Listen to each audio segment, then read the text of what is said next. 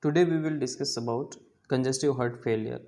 So in this video we will detailed discussion about congestive heart failure, what is causative factor, what is diagnostic, how can you identify a patient is suffering from, what is clinical manifestation of CHF, and what is the medical management and surgical management. So without delay we will start congestive heart failure. So now introduction. Congestive heart failure is a long term condition that happens when your heart cannot pump blood well enough to give your body a normal supply. It's mean there is a heart failure due to a long cardiac problem when your heart is unable to pump to oxygenated supply to your body. So that is called heart failure. Only one definition: cannot pump blood well enough to give your body. So basically congestive heart failure or heart failure is a long term condition in which your heart cannot pump blood well enough to meet your body demands. That's called heart failure. You can say that if a patient is suffering from myocardial ischemia, cardiac arrhythmias, left sided uh, mitral valve stenosis, mitral valve regurgitations, whatever condition, at least if the patient have compromised heart, then patient heart failure situation is developed because it's congestive heart failure is not a disease directly disease happen in the patient, but it's a complication of another heart problem. It lead to the heart and unable to pump, and your heart is still working, but because it cannot handle the amount of blood it should blood build up in other part of your body, because cardiac output generate नहीं होने की वजह से वो वापस किस में आने लग जाता है, आपकी बॉडी में एक्यूमुलेट होने लग जाता है. Classification first based on the ejection fraction कि how much amount ejected by the left ventricle. So first one heart failure with reduce ejection fraction. Description में pumping ability significant impaired, ejection fraction less than 40%. Second जो होता है heart failure with preserved ejection fraction, ejection fraction within normal range, EF more than 50% but impaired relaxation. Heart failure with mid range ejection fraction, ejection fraction 40 to 50% क्या आता है. तो सबसे जो ऊपर वाला आता है जिसमें 40%, और ये पता लगता है इको के द्वारा. मतलब ये जो क्लासिफिकेशन है आपके लेफ्ट वेंट्रिकल से कितना इजेक्शन फ्रैक्शन है, अगर 50 to 60% है, 60% इज द नॉर्मल माना जाता है, उससे कम है तो आपका क्या कर सकते हैं भाई 50 बिल्कुल 40 से है तो बिल्कुल ही रेड्यूस है इजेक्शन फ्रैक्शन, वो सीवियर कैटेगरी में हार्ट फेलियर. 50 से आपके अबव है तो वो प्रिजर्व्ड मतलब उसको डेवलप हो सकता है, और मिड रेंज में माना जाता है कि ये सिम्टम्स शो कर सकता है 40 to 50%. दूसरा जो क्लासिफिकेशन उसकी फिजिकल लिमिटेशंस के बारे में, तो ये क्लासिफिकेशन है न्यूयॉर्क हार्ट एसोसिएशन के बेसिस पे. इसमें है कि न्यूयॉर्क हार्ट एसोसिएशन की क्लास के द्वारा डिस्क्राइब किया कि नो लिमिटेशन, फर्स्ट में जो उस पेशेंट में आते हैं जो no limitation of physical activity. इसके कहने का मतलब है कि इस कैटेगरी पेशेंट चाहे वो सीढ़ियाँ चढ़ सकता है, एनी टाइप ऑफ एक एक्टिविटी कर सकता है, उसमें हार्ट कभी भी कॉम्प्रोमाइज़ नहीं करता है, पेशेंट कभी भी थकान महसूस नहीं कर सकता है. न्यूयॉर्क हार्ट एसोसिएशन क्लास 2 वाले में पेशेंट नॉर्मल एक्टिविटी कर सकता है, पर उसको सीढ़ियाँ चढ़ेगा तो वो क्या करने लगता है, पेशेंट हाफने लग जाएगा, उसको एक तरह से सांस लेने में तकलीफ हल्की सी होने लग जाएगी, स्लाइटली होने लग जाएगी. न्यूयॉर्क हार्ट एसोसिएशन के थर्ड क्लासिफिकेशन में उसको न तो वो सीढ़ियाँ चढ़ सकता है, न नॉर्मल एक्टिविटी कर सकता है, न नॉर्मल चल सकता है, उसको पेशेंट को सांस लेने में थोड़ी सी एक्टिविटी की सांस लेने में तकलीफ हो गई. और न्यूयॉर्क हार्ट एसोसिएशन क्लास 4 में कोई भी एक्टिविटी नहीं करे पेशेंट को, रेस्टिंग कंडीशन ऑर्थोपनिया में भी पेशेंट को क्या होने लग जाता है, सांस लेने में तकलीफ होने लग जाती है, मतलब कार्डिक आउटपुट पेशेंट को फटीग जल्दी हो जाती है. तो ये क्लासिफिकेशन उसकी फिजिकल एक्टिविटी के ऊपर है. थर्ड जो क्लासिफिकेशन का क्राइटेरिया है बेस्ड ऑन कॉजेज, इस्चेमिक और नॉन इस्चेमिक. अगर मायोकार्डियल सेल्स को ऑक्सीजन सप्लाई नहीं मिल पाए तो वो इस्चेमिक हार्ट डिजीज जैसे myocardial infection, coronary artery disease हुआ, अर्थेरोस्क्लेरोसिस हुआ, ये सारी आपकी इस्चेमिक हार्ट की वजह से पेशेंट का हार्ट कॉम्प्रोमाइज हो गया. सेकंड है जो नॉन इस्चेमिक, जैसे क्रोनिक हाइपरटेंशन है. अब इसमें पेशेंट को ऑक्सीजन सप्लाई हो रही है बट क्रोनिक हाइपरटेंशन की वजह से हाइपरट्रोफी डेवलप हो जाती है और उसकी वजह से हार्ट का कार्डिक आउटपुट कॉम्प्रोमाइज हो जाता है. बेस्ड ऑन एक्यूटनेस, जैसे एक्यूट यानी पेशेंट को भी जैसे सडन मायोकार्डियल इन्फेक्शन होना, पेशेंट का हार्ट एकदम कॉम्प्रोमाइज हो और पेशेंट को लाइफ थ्रेटनिंग कॉम्प्लिकेशन हो जाती है.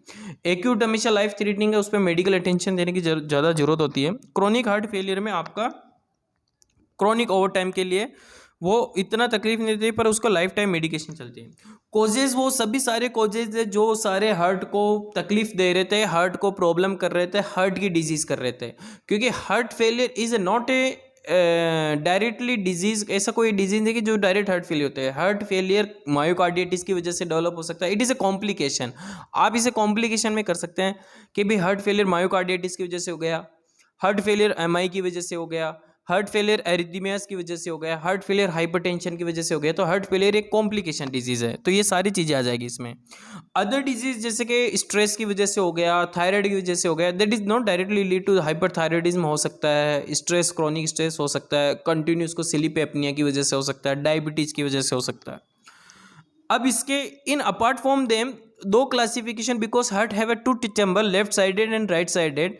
सो basically there is a anatomical classification, you can say that कि लेफ्ट साइडेड हार्ट फेलियर होने पे क्या होता है, राइट साइडेड हार्ट फेलियर होने पे क्या होता है। आपको पता है कि लेफ्ट साइडेड जब हार्ट फेलियर होता है तो कॉम्प्रोमाइज कार्डिक आउटपुट ज़्यादा होता है और लेफ्ट एट्रियम से ब्लड लंग्स में जाता है, तो लंग्स सबसे ज़्यादा इसमें इफेक्टेड होता है लेफ्ट साइडेड में। राइट साइडेड में दोस्तों एसवीसी आईवीसी में ब्लड आता है, तो आईवीसी के द्वारा वो नीचे लोअर एक्सट्रीमिटीज में वापस प्रेशर आएगा और एब्डोमेन की एरोटा पे वापस प्रेशर आएगा, तो आपको सबसे ज़्यादा ऑर्गन एब्डोमिनल और लोअर एक्सट्रीमिटीज देखने को कॉम्प्रोमाइज देखने को मिलती है, और एसवीसी के द्वारा जुगुलर वेन कॉम्प्रोमाइज देखने को मिलती है। तो इसी से आप क्या सोच सकते हैं कि लेफ्ट साइडेड का इसमें एक मेनोमिक्स है do chap, D for dyspnoea. Orthopnoea मतलब पेशेंट क्या होता है कि जैसे बैठा रहता है, उसको जैसे लेटाओगे तो उसको सांस लेने में तकलीफ हो जाती है। ऐसा इसलिए होता है क्योंकि जो पेशेंट जब बैठा हुआ होता है तब उसका ब्लड फ्लो लोअर एक्सट्रीमिटीज की तरफ ज़्यादा रहता है। जैसे पेशेंट लेटेगा तो वो ब्लड किस में आएगा, हार्ट की तरफ सेंट्रलाइज होता है, तो वैसे हार्ट कॉम्प्रोमाइज हो रहा है, तो उसकी वजह से उसको रेगुलेट करने में प्रॉब्लम होने के कारण ऑर्थोपनिया रहता है। कफिंग रहेगा क्योंकि लंग्स के एल्वोलाई पे प्रेशर आ रहा है, ब्रोंकियल वाल पे प्रेशर आ रहा है। हिमोपटेसिस जब ज़्यादा ही लेफ्ट एट्रियम के द्वारा प्रेशर पल्मोनरी वेन के अंदर पड़ने लग जाता है तो वो कफिंग के साथ ब्लड आने लग जाता है। ब्रीथ साउंड अबनॉर्मल साउंड आएगी और पल्मोनरी कंजेशन बना रहेगा, मतलब जिसमें खरखर साउंड आपको सुनाई देगी, जिसमें क्रैकल साउंड सुनाई देंगे। राइट साइडेड में एनोरेक्सिया नोजिया, क्योंकि एब्डोमिनल पे हो रहा तो उसको ना तो भूख लगेगी, जी मचलाना रहेगा, नोजिया उसको प्रॉब्लम रहेगी। वेट गेन रहेगा क्योंकि उसमें एडिमा रहेगा लोअर एक्सट्रीमिटीज में। लीवर के ऊपर एब्डोमेन में लीवर रहता तो उसकी वेन पे प्रेशर आएगा, हेपेटिक वेन पे प्रेशर आएगा तो हेपेटोमेगली आईवीसी के थ्रू। एडिमा रहेगा लोअर एक्सट्रीमिटीज के में, एसाइटिस मैंने बोल दिया, एब्डोमेन फ्लूइड एक्यूमुलेशन, और डिस्टेंडेड नेक वेन रहेगा। पता कैसे लगाएंगे, वो सारे इन्वेस्टिगेशन जो आप कराते आ रहे हैं, ECG, echo, chest X-ray, BNP, cardiac stress test, coronary angiography, आपको अल्टीमेटली हार्ट का डिजीज का फाइंड आउट करोगे। बस आपको इतना पहचानना है कि कार्डिक आउटपुट कॉम्प्रोमाइज होने लग गया तो पेशेंट हार्ट फेलियर में चला गया। मेडिकल मैनेजमेंट, वो सभी मेडिकल मैनेजमेंट जैसे कि डाययूरेटिक्स, आपका फ्लूइड रिटेंशन कम करने के लिए आप डाययूरेटिक्स देंगे, एस इनहिबिटर देंगे ताकि आपका अगर हार्ट में रिलैक्स ब्लड वेसल्स है ना, क्योंकि वेसो कॉन्स्ट्रिक्शन हो रही थी, और एंजियोटेंसिन को प्रिवेंट करना आपको, क्योंकि उसकी वजह से आपकी आर्टरीज नहीं रोई थी, तो उसको एस इनहिबिटर देना है। ARB देना उसको कि भी सिमिल ARB और ASCB का सेम इफेक्ट है। जिस पेशेंट को एस इनहिबिटर देते ही क्रोनिक कफिंग रहती है, साइड इफेक्ट ज़्यादा होते हैं, तो आप उसे ARB प्रिस्क्राइब कर सकते हैं। एल्डोस्टेरोन एंटागोनिस्ट, क्योंकि सोडियम और वाटर को रिटेंशन करता है, बॉडी में ऑलरेडी एडिमा हो रहा है तो सोडियम वाटर की वजह से ज़्यादा फ्लूइड एक्यूमुलेशन होगा, तो उसके लिए अपन को एल्डोस्टेरोन एंटागोनिस्ट देना पड़ेगा। डिजोक्सिन देना पड़ेगा क्योंकि increase the strength and efficiency of heart की कॉन्ट्रैक्शन अच्छे से हो, है ना, कार्डिक आउटपुट अच्छे से जनरेट हो, control the heart rhythm and reduce the symptoms of heart failure. Nitrate देंगे, ब्लड वेसल्स डायलेट हो ताकि रेजिस्टेंस डेवलप नहीं हो, इसके लिए नाइट्रोग्लिसरीन टेबलेट देंगे दोस्तों।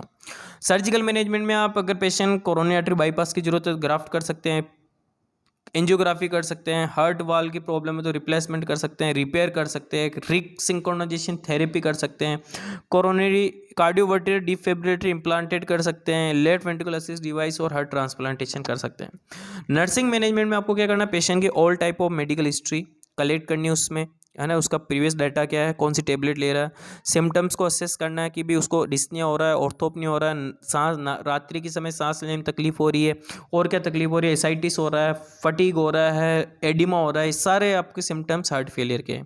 वाइटल साइन मॉनिटर करनी है, fluid well daily wait monitoring करना है, फ्लूइड वेल को intake output chart daily maintain करना है। दोस्तों हमेशा ध्यान रखना है, जो patient renal failure, intake output पे अगर ज़्यादा ही फोकस है उसमें, मतलब आप इनटेक दिए जा रहे हैं और आउटपुट कुछ है नहीं, तो उसमें इनटेक आउटपुट चार्ट हमेशा मेंटेन करें, क्योंकि इससे पेशेंट का रोटेशन चलेगा। क्योंकि अगर आपने इनटेक ज़्यादा दे दिया आउटपुट नहीं है तो पेशेंट को और एडिम हो जाएगा।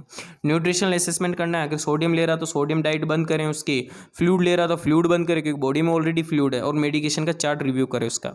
फिजिकल एग्जामिनेशन में आपका प्रोबेबली कार्डियोवास्कुलर असेसमेंट होना चाहिए, जिसमें पर्टिकुलर आपके हार्ट की साउंड, अब नॉर्मल साउंड देखनी है, जुगुलर वेन, नेक वेन अगर डिस्टेंशन आपको दिखेगी इसके अंदर, एडिमा आपको असेस करना रहेगा, हार्ट एकदम पाल्पेट, बहुत थ्रिल यानी एकदम हार्ट रैपिड हार्ट एक्टिविटी देखने को मिल सकती है क्योंकि कंपेंसेट मैकेनिज्म होने के कारण, ठीक है। रेस्पिरेटरी में आपको अब नॉर्मल साउंड देखने को मिलेगा। एडिमा असेसमेंट करना है, स्किन पे आपको पेलर और साइनोसिस देखने को मिल सकता है क्योंकि ऑक्सीजन पूरी तरीके से सप्लाई नहीं हो रही है। नर्सिंग डायग्नोसिस दोस्तों, ये 5 नर्सिंग डायग्नोसिस मैंने आपके लिए बना दिए। तो दोस्तों प्लीज़ वीडियो पसंद आई तो चैनल को सब्सक्राइब कीजिए, वीडियो को शेयर कीजिए। Thank you.